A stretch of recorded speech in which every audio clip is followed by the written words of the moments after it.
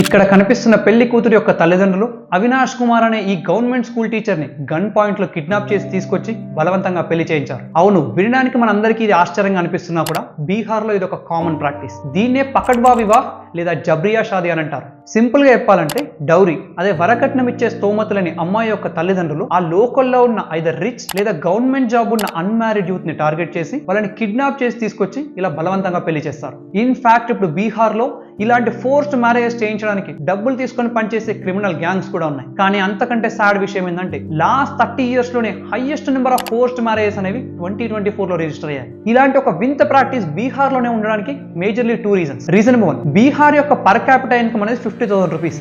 ఇది national average అయిన 1,50,000 rupees కంటే చాలా తక్కువ. సింపుల్ గా చెప్పాలంటే బీహార్ అనేది ఒక పూర్ స్టేట్. నెంబర్ 2, బీహార్ అనేది ఇండియాలోనే లోయెస్ట్ లిటరసీ ఉన్న స్టేట్. అండ్ ఈ 2 రీజన్స్ తో పాటు అక్కడ సొసైటీలో ఉన్న హై డౌరీ రేట్స్ వల్ల అమ్మాయి వాళ్ళ తల్లిదండ్రులు ఇలాంటి పనులు చేస్తుంటారు.